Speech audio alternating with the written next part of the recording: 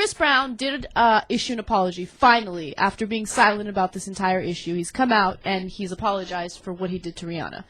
His apology sounds like he's just trying to downplay the situation, but I'll read you exactly what he wrote. He writes, "Words cannot begin to express how sorry and saddened I am over what transpired. I am seeking the counseling of my pastor, my mother, and other loved ones, and I am committed, with God's help, to emerging a better person. Much of what has been speculated or reported on blogs and or reported in the media is wrong. While I would like to be able to talk about this more until legal issues are resolved, this is all I can say, except that I have not written any messages or made any posts to Facebook, on blogs, or any place else. Those posts or writings under my name are frauds." All right. I love how people find God after they get into trouble. That's exactly where I wanted to go. I mean, it's always about, if somebody's talking to you about God, he either just robbed a bank or hit somebody upside the head. And all of a sudden, right, look at that, will you look at that, he found Jesus. Hey, could you find, I asked this a million times, can you find him before you hit somebody upside the head so you don't actually do it? All right. I agree. I'm not sure that's the case here.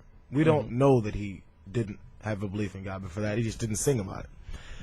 So it's No, I'm not saying he doesn't have a belief in God. I'm saying find that belief in God right before you hit her. Well, the thing is, you can have a belief in God, and I'm just saying we can't say for sure that the man never went to church or never had a belief in God until this happened. I'm not saying that. I'm not saying that. So I mean, but he's hiding behind it now. It's a shield. Yeah, it is, and that's what they put in these statements.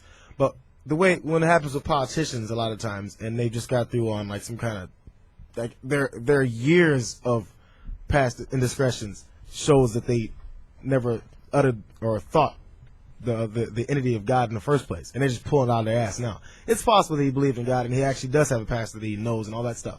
And yeah, he's still an idiot. He still hit his woman. That's what happens. Just because he has a belief in God doesn't mean that sometimes people with belief in God don't do stupid shit like this. Yeah, no, I hear you, but I mean, I've heard this excuse 1.5 million times, and it's so convenient and it's so trite, and you know, it's like anytime anybody does anything. Remember, Bill Clinton had like 6 pastors in a circle around him after Monica Lewinsky. I totally do think it's a shield. You're right, and I love. If you're going to apologize, apologize. Why do you always have to bring your religion into it? Why do you have to say, I went to my pastor, and, you know, my pastor is helping me get through this, and with the help of God, I'm going to get through this? Because people have a harder time criticizing them if they use the God shield. That's why they do it. They're like, look, what more do you want me to do? I'm talking to God over it, okay? What can you do that God can't? I'm talking to my pastor. Put up the shield, pastor shield. And then people say, oh, well, you know, you did wrong. He's like, but I'm already talking to God over it. Right. So get beyond it already. What's interesting, though, is in this case, it's really not working. I was listening to the Mike and Juliet show, and they were just bashing Chris Brown and his apology till no end. I mean, they're not buying it. No one's buying his apology. So. Look, you know, I know everybody hates the apology, this particular one, but look, I'm the most fair guy in the world. To be fair to Chris Brown, who I don't agree with here and who I don't believe for a second, he's going to have serious legal issues here.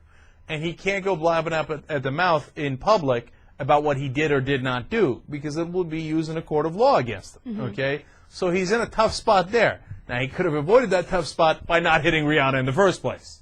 But now that he has, that's the kind of weak sauce apology that he almost has to do. It's just a disingenuous God reference that I can't stand. Right. You know, like all of a sudden he talks to his pastor, and what does the pastor say? Like, hey, you know what? It turns out God's not in favor of you hitting women. Oh, I didn't know that. If only I knew that earlier. Oh, okay, yeah. Come on, give it a rest, man. And no, you know what, Jerry? I'll take it further. I don't believe him. I don't believe it for a second that he's somehow found God and that he's listening to his pastor seriously now and takes him seriously. No. I think we're forgetting like a key part of the story. After this entire situation happened, he went to Vegas. Oh, is that right? Yeah, I didn't know that. He went to Vegas. He found God.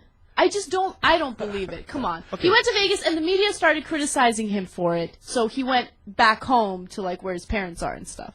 Now, the one thing you know will be bullshit is if I get caught doing something wrong, and then I say, oh, I went to my imam.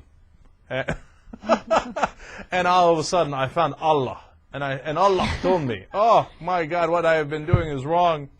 and I need to give them money back or whatever I did. Or the kind of sex I had was very, very wrong, Allah told me.